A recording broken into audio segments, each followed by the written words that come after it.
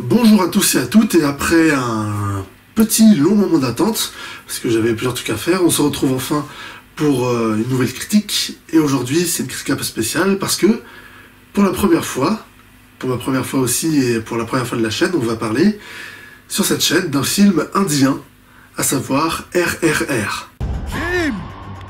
इन तुच्छे राक्षसों को छोड़ महासुर का संहार करना है हाँ।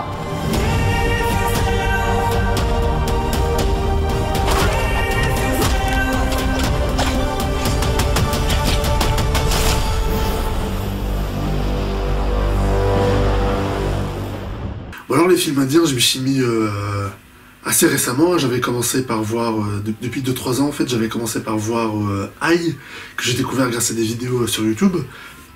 Après, j'ai vu aussi La légende de Bahubali, partie 1 et 2, qui étaient donc deux films.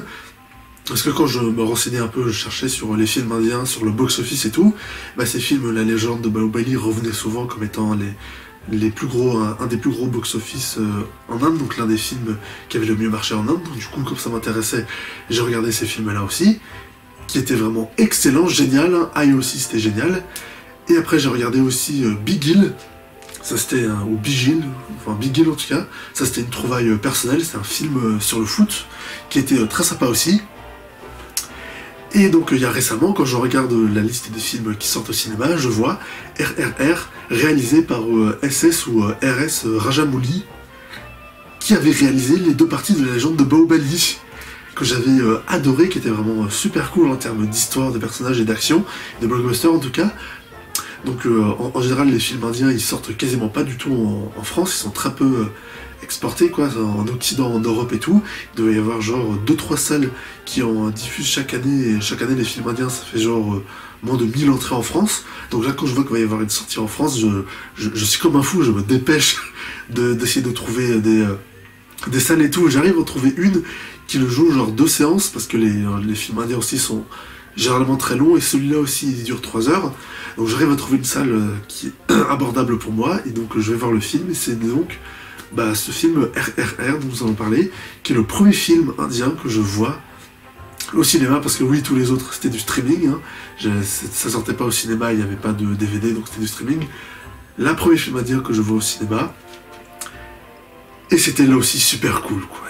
L'histoire, les personnages, l'action et tout, c'était vraiment un bon gros blockbuster à l'indienne, vraiment très efficace, excellent, et j'ai beaucoup aimé, et je vous recommanderais vraiment beaucoup d'aller le voir. Donc ce film RRR, ça se déroule en Inde, en 1920, donc à l'époque de la colonisation britannique, quoi, où justement les Anglais avaient complètement colonisé l'Inde. Donc on a une riche famille d'Anglais qui se rend dans un village et qui achète, contre le gré des habitants, une petite fille pour l'emmener chez eux. Et il y a le héros de ce village, quoi, donc l'homme le plus fort de ce village, qui est comparé à un tigre et tout, un loup, le berger qui garde le troupeau, qui donc va se rendre dans la grande ville où est donc la riche famille anglaise pour récupérer la petite fille. Et donc cet homme qui s'appelle Bim va rencontrer un autre homme qui s'appelle Ram, qui est donc un policier indien, qui travaille pour la riche famille dans la maison où se trouve la petite fille, qui lui est super fort, super adroit, super athlétique et tout, et ils vont se rencontrer, il va y avoir une très forte amitié qui va se créer entre les deux, et donc tout le film c'est ça, quoi, c'est cette histoire mélodramatique entre cet homme qui cherche à s'introduire dans la propriété pour voler la fille, et ce policier qui lui doit protéger, qui travaille pour la riche famille anglaise et doit les protéger. Et donc ils ont tous les deux des objectifs particuliers, mais aucun des deux ne le sait, l'objectif de l'autre, et c'est cette amitié qui naît et tout. Et donc toute l'histoire de ce film, c'est justement comment est-ce que cette amitié au final va se terminer, est-ce que ça va bien se sortir et tout ou pas. C'est la chanson aussi qu'ils disent quand ils se rencontrent, il y a une chanson qui disent ah c'est un incroyable coup du destin d'avoir fait se rencontrer ces deux personnes-là, et tout ce qu'il y a à savoir c'est est-ce que ça va se terminer en bain de sang ou non. Le film est vraiment très cool, j'ai beaucoup aimé, et l'histoire aussi c'est très mélodramatique, mais justement tout le truc du film c'est ça, quoi, c'est de créer autour du drame, autour de cette histoire un peu mélo, justement, de ces deux personnes qui sont, sans le savoir, ennemies, qui deviennent extrêmement amies, qui sont très liés ensemble. Donc oui, évidemment, on sait que ça va péter un moment dans le film, même s'ils sont amis, mais tout le truc du film, c'est ça. C'est de créer cette histoire dramatique autour de ce sujet. Et ça marche plutôt bien, quoi, parce que déjà, on commence vraiment par bien montrer que ils sont vraiment bien amis, quoi, que leur relation amicale, elle marche vraiment beaucoup. Ils s'appellent même mon frère et tout, t'es mon frère. On voit qu'ils passent beaucoup de temps ensemble, ils sont très fusionnels, ils se comprennent bien et tout. Il y a Bim, donc, qui lui est amoureux d'une fille anglaise, et donc il y a son ami qui lui va beaucoup l'aider, beaucoup le soutenir, lui donner des conseils, et créer des petits plans pour qu'ils essayent de se rapprocher et tout. Il y a une scène justement où ils vont dans une fête et ils se mettent à danser tous les deux ensemble, donc on voit qu'ils s'entendent bien, qu'ils sont fusionnels, qu'ils sont vraiment amis, quoi, frères. Et donc son ami il va beaucoup l'aider justement pour lui faire plaisir, pour qu'il arrive à essayer un peu de se rapprocher de cette fille anglaise. Donc on voit vraiment leur relation d'amitié est vraiment palpable, ça marche beaucoup, donc on voit vraiment qu'ils s'entendent bien, qu'ils sont vraiment super amis, quoi. Et donc après, au moment où ça pètera et on les verra, au final les deux qui découvrent le secret de l'autre, qui deviennent vraiment ennemis, pour le coup, là aussi ça marchera très bien, parce que leur relation d'amitié amicale a vraiment été bien présentée, bien mis en avant dans le film. Au niveau de l'action aussi, parce que c'est un gros blockbuster d'action, c'est vraiment excellent. Quoi, le film est déjà c'est ultra bien filmé, quoi, parce que comme dans tous les films indiens, ils filment les combats ou les scènes d'action avec un grand plan large et tout, de manière à ce qu'on voit bien entièrement les personnages et on les voit bien en train de se battre. Donc du coup l'action est vraiment très bien filmée, très bien iconisée, quoi, pas comme dans les films américains où on filme toujours les scènes d'action de très près, avec plein de cuts, avec la caméra qui bouge et tout, pour donner une sensation de nervosité et tout, parce que ouais, tu vois, ils sont en train de se battre. Parce qu'au final c'est moche et au final tu comprends pas très bien ce que tu es en train de regarder.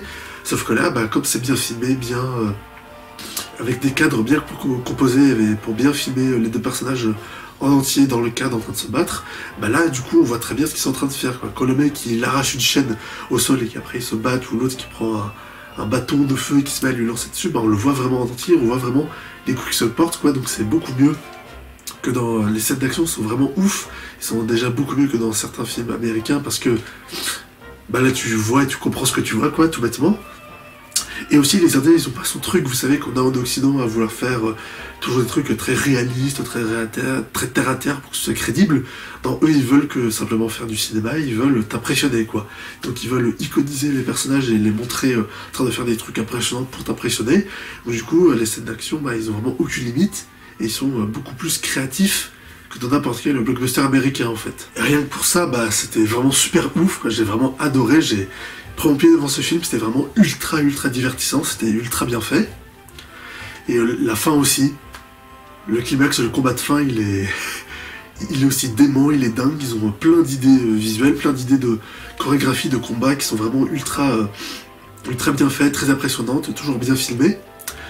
Pareil, la scène de début aussi, on présente le policier indien, c'est pour le présenter, ils te font toute une scène entière ultra dantesque, quoi, où le mec il doit protéger un poste de police pendant une manifestation. Donc c'est un peu le truc qu'on voit dans la bande-annonce. Donc t'as des milliers de figurants, une troupe entière de manifestants qui sont en train de, tout autour du poste de police, en train de taper et tout. Donc on filme ça en grand angle et tout pour bien montrer à quel point ils sont nombreux, à quel point il y a des figurants.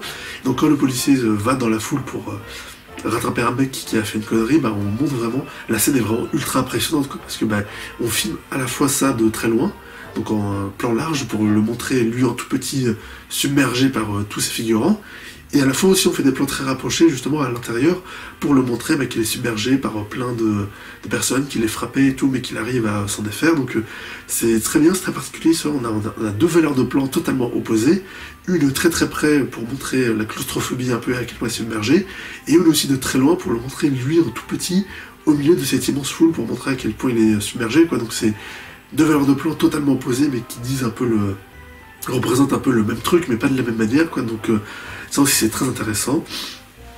Donc du coup j'ai dit aussi, l'action est vraiment dingue, ils se permettent de faire tous les trucs qu'ils veulent, tous les trucs les plus impressionnants qu'ils veulent, même si c'est un peu ridicule ou pas réaliste, ils s'en foutent, puisque eux ce qu'ils veulent faire c'est du gros spectacle, de la grosse action très impressionnante. C'est très impressionnant, c'est très spectaculaire, c'est très divertissant, c'est très bien fait. Moi j'ai surkiffé, j'ai vraiment adoré. Au niveau de la mise en scène aussi, j'en ai parlé, mais de la mise en scène dans les décors aussi, c'est très intéressant, parce que ça se déroule en 1920, donc à une vieille époque, donc là aussi une très bonne reconstitution, notamment au niveau des décors. quand ils arrivent justement dans la ville dominée par les Anglais avec le château de riche famille anglaise. C'est toujours...